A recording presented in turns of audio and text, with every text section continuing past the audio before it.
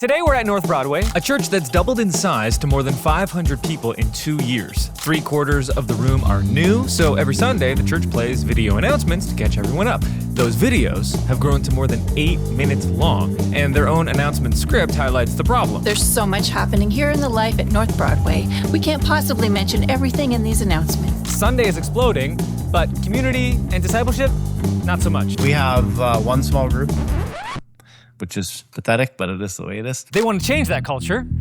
Fewer spectators, more participants. And communications is the vehicle to make that happen. Why? Because the language you use becomes the culture you build. The cart is way ahead of us and we're running behind to try and keep up. To help the North Broadway team, we're here to share 3 big ideas to reduce the chaos and drive people toward next steps. What's the line? This is church chaos.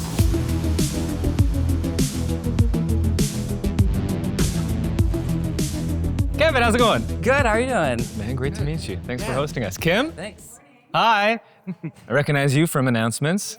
Nice to meet you. Nice to meet you as well. Where the magic happens. We got our green wall and, Oh yeah, green wall too. yeah, something like that. And then we have a white wall if we want to do something different. This is a pretty serious filming room. So when I came on staff, it was about probably a year later, we had an interim pastor that came in and he's like, we should try video announcements. So we would just put up like a black backdrop in the lobby area. That's what we did.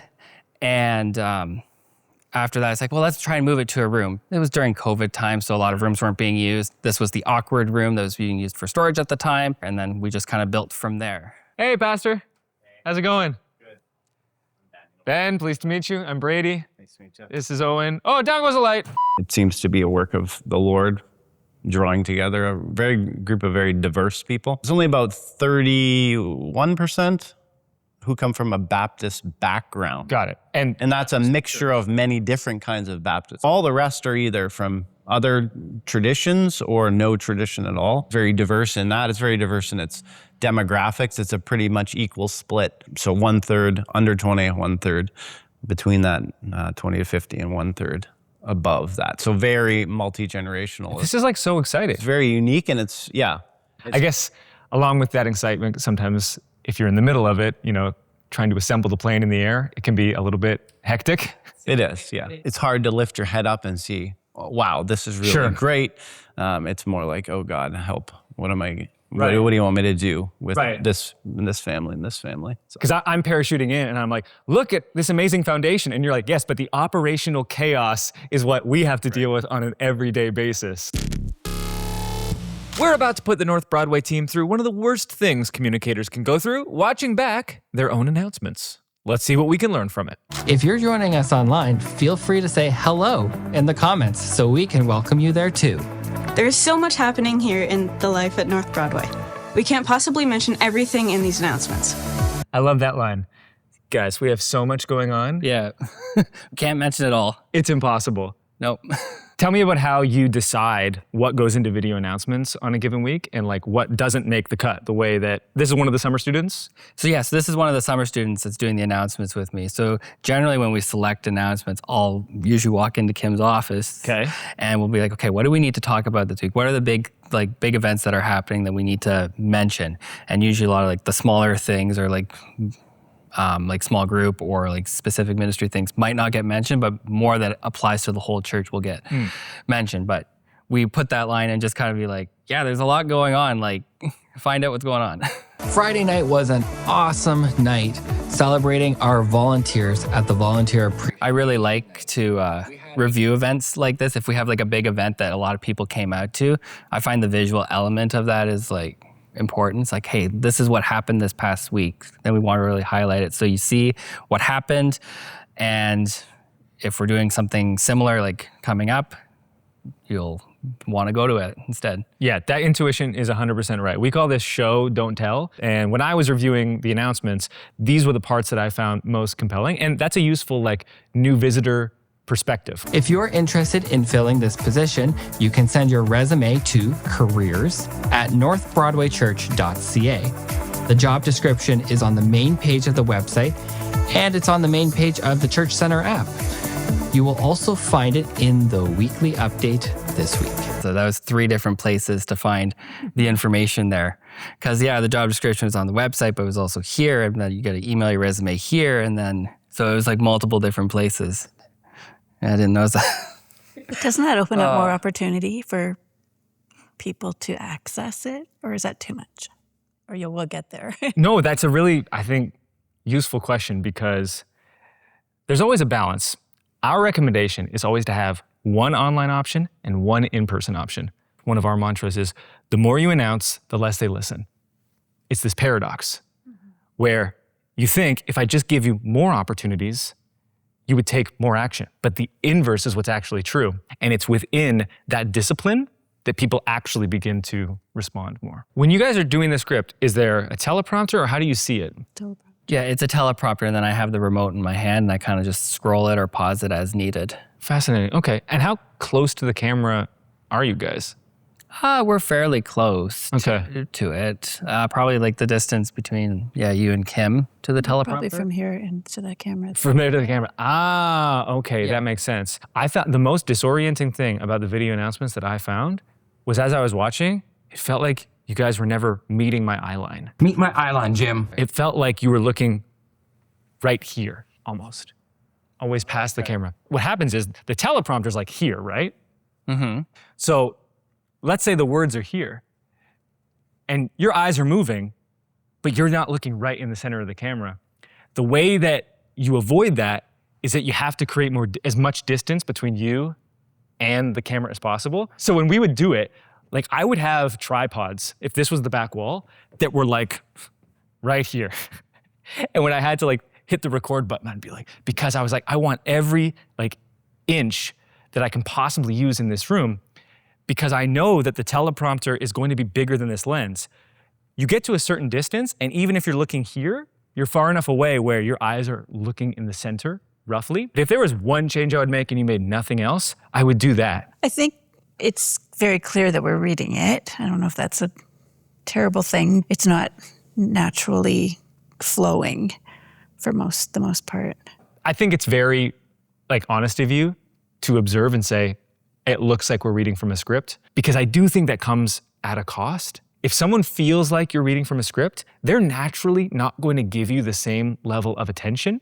Reading off a teleprompter is an extremely difficult task. And it takes so many reps to come off as natural. How do I know this? Well, because the first product our company ever offered to churches dating back to the early 2010s was producing video announcements. Churches would send in their scripts, I would then get on camera and deliver them, edit the entire thing, and send them over ready for Sunday. Eventually, I couldn't memorize all the announcements myself, so we brought on other hosts, and my job was to train them, which proved to be not so easy. When we would work with our hosts, because eventually I was like, I can't do 700 announcements per week. This is not realistic.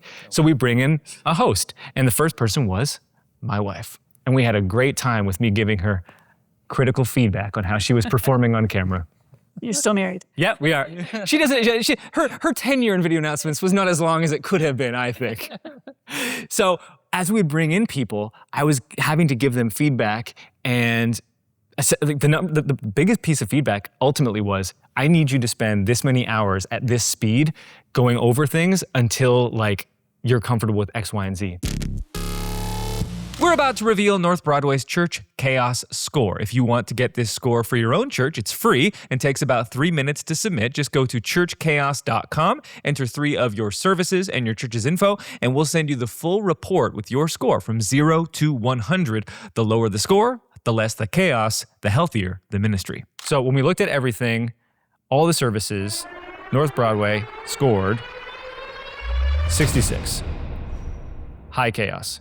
Initial thoughts when you see that number? Not surprising. Not surprising? No, it seems chaotic to me. That's higher than I expected. After unpacking it, of course, I was like, oh no, this score makes sense. Yeah, I'm not surprised either. I feel like we've come a long way in our communication, but we have a long way to go for sure. but not knowing how to get there. To get to a score of 66, we graded North Broadway on 4 different dimensions. First, the announcement avalanche, 25 out of 25, maxed out. That's the volume of promotional noise a congregation sits through every Sunday. North Broadway runs nearly 12 announcements per service, as a pre-recorded video that stretches past 8 minutes. Their own script says it best. There's so much happening here in the life at North Broadway. We can't possibly mention everything in these announcements. They're right, and that's the problem. Second, the where do I go test, 19 out of 25. That's whether someone who decides to take a next step knows exactly where to go. Across 3 services, North Broadway pointed people to 7 different destinations. You saw Kevin pick up on that earlier. Third, the Sunday Savior Trap, 16 out of 25. That's whether promotional hierarchy exists or whether everything competes equally. In a video, every announcement looks the same, sounds the same, and runs about the same length. So the congregation can't tell what actually matters. Even the video knows it. If you're only going to remember one announcement, this is the most important one to remember. And fourth, the first impression score, 6 out of 25, their best category by far. The church a newcomer finds online is the same church they walk into on Sunday. And when 3/4 of your room found you recently, that's a big deal. Stack those 4 numbers together and you get 66 out of 100. High chaos. What you've presented in this report makes sense, and it opened my eyes to some of the things that I was doing that I didn't realize that I was doing. So what do you do with a chaos score of 66? For North Broadway, the answers revolve around 3 big ideas. And the first one was already hiding in Ben's sermons. Big idea number 1, the language you use becomes the culture you build. This is the DNA document that we built for North Broadway. It starts with their values, pulled straight from what's already getting said from stage. Stay faithful, drop the mask, and fight on. Then their church's voice, blunt, testimonial, never slick, never self-help. Next, we have the people that it's all written for. Empty Ethan, overlooked Owen, silenced Sadie, and pressured Parker. Pastor Ben is trying to take a congregation full of people who barely know each other and turn them into one family, fostering next steps and spiritual growth along the way. This document summarizes the language that drives it. What I love about communications is knowing that the words that we use from stage and the words that we use in our invitations have the ability to transform people's lives. That's what we believe about the gospel, right? Like the gospel, when it's preached, has the ability to transform lives. We know that the power of life and death exists in the tongue. And we usually talk about that like in ways that are really high stakes, but that's equally applicable to announcements and our ability to get someone in the pew inspired enough to say, you know what? I will take this ministry opportunity and I will serve. I will go through the bit of awkwardness of going to a small group for the first time because I've been convinced in its value. Our belief is that values are meant to be communicated endlessly from stage. And the whole point of it is, and this isn't meant to be glib, but like the way that you do it as a parent, where you kind of say the same thing over and over again. And now I'm doing it as a parent. Of course, it was done to me. I was like, Mom, I know you're saying the same thing. And then one day, when there's a moment, a critical moment in my life, I can hear my mom's voice. And she's saying like that thing that she said for so many years. And in that moment, it's that language that impacts and drives my decision. You want to say these to the point where people have heard them 1,000 times. And that's how you build culture, by like repetition. I always say to my daughter, keep trying and be a good friend. When I dropped her off at school, she was like, school is scary. Like, how do I figure this all out? In kindergarten, I'm like, all you have to remember is this, just keep trying, be a good friend. If you did nothing else, those 2 things will guide you. And so then in the moment when she's feeling like uncertain, or she's like, oh, who do I hang out with at recess? Or like interacting with other children or whatever it might be. Dad's not here, mom's not here. They've been here my whole life and now suddenly I'm in this strange place. What do I remember? Okay, just keep trying and be a good friend. That's how you shape culture with one person at a time. And then as it happens over the whole congregation, they're all moving in the same direction. We all drop the mask here. We all fight on. We all stay faithful. Dang, I'm gonna print those off and put them on my wall so I can. Well, let me tell you, As I we have PDF mode nice. ready for print. Ready for Gen Xers. That's right.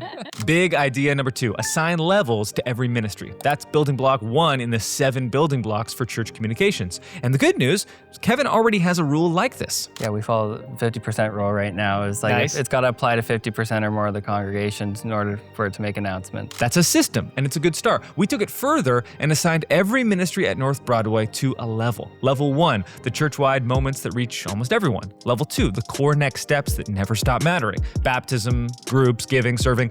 Level 3, next gen, because the research is clear that growing churches disproportionately prioritize young people. And level 4, everything else. And the levels do one more thing. They set the promotional playbooks. Every event gets a promotional playbook matched to its level, a planned arc across every channel the church has 4 to 6 weeks out, instead of a scramble the week before to get people to sign up. Because church communications runs on one of two things, a system or chaos.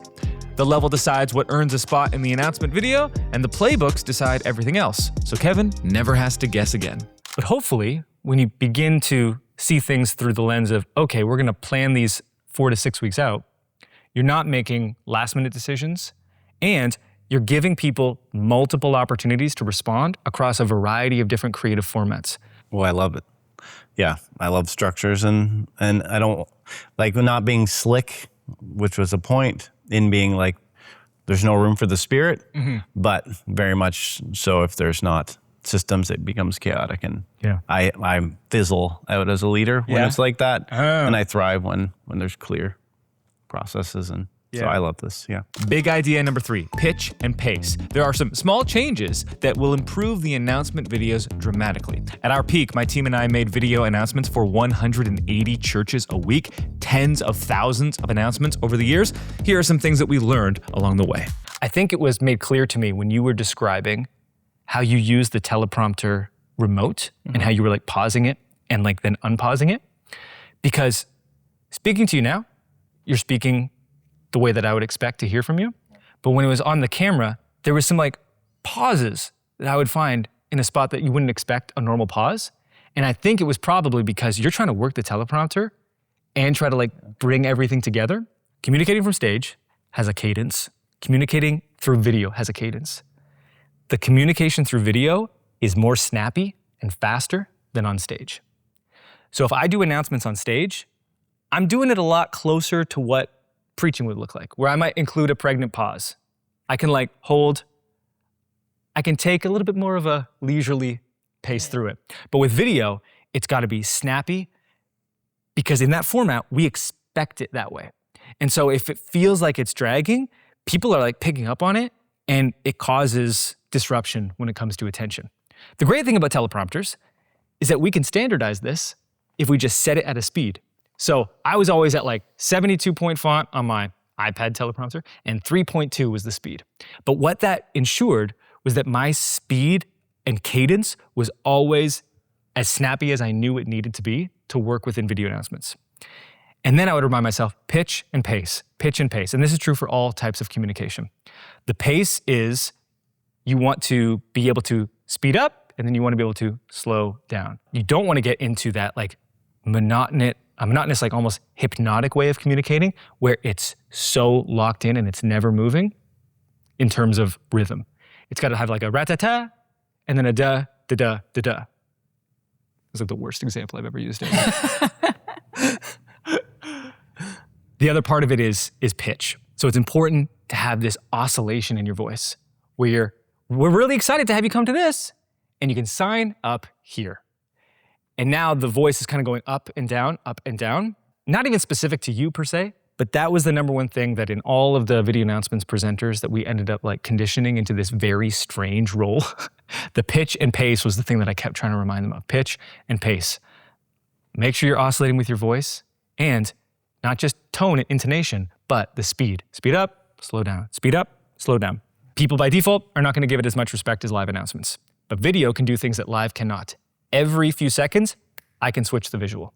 And if you're gonna do video announcements, you have to. Our rule was every 3 seconds, a visual is changing.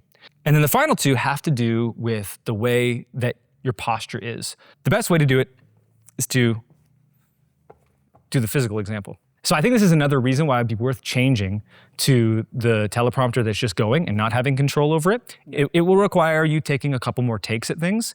But I also think if you're switching, like I'm gonna do an announcement, then Kim will do one, then Bria will do one. If she's on this week, whatever it might be, there will be more allowance for that. But you wanna have a default resting position. So this was always mine. I'm not doing this, I'm not doing this. It's a little more casual. It's this. And these are where my hands always were. Very natural, and on camera, you can see it. The way that you're editing right now is that your hands are here because you're hiding the remote and they're getting cut off. Well, this is a less natural stance than this. Here I'm ready to give information. And that's the next step, which is being expressive with your hands. So from here, you can do 3 things. I can go right, I can go left, I can go left and right. And that's all I would do on camera. The camera is a very intimate medium.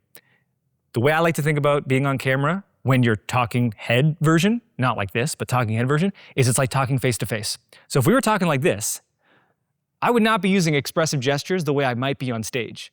But on stage, I have to keep this room of hundreds, not captivated, but they have to feel my energy. And because there's so many of them and this room is so big, my movements on here have to be a lot bigger. If I did that on camera, it would feel very strange because you'd be like, why are you being so like gregarious? I'm like right here. True. So camera is talking one-to-one.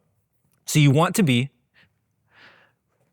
controlled with your arm movements, but you want to be really expressive with your face. So my always rule of thumb was, if I press pause and I don't look like a maniac with my face, I am not being expressive enough. So I'm like, well, hey there, we're so glad to have you here at Broadway, X, Y, and Z. We have a great event that's coming up. If you pause any of those, I'm gonna look like it's gonna be awful. So I always say expressive with your face, controlled with your arms. But if nothing else, just start with that default hand position, drop the remote. I think it'll feel a lot more natural. And if you speed up the teleprompter, you'll get to that cadence and pace that I think video demands. Add some more B-roll over top, make those 3-second changes, condense to 3 minutes. I know I'm starting to get a laundry list of items here, but the reality is that video announcements are just really, really tough. And so if you're committed to sticking with them, I'd say be aggressive on making those changes, or consider the creative curveball, mix it up. Switch it up every once in a while, go Yeah. back and forth. Yeah, absolutely. I'm pumped. Yeah, I'm excited. That's a good way to put it. It's like it's exciting, like all these things, like to change and to try these different things, to try and engage people to like, this is what's happening. Like we want you to be as excited as we are about these things and trying to inspire them that way. No, it's great. To get your Church Chaos score, go to churchchaos.com. And thanks as always for your time, attention, and trust.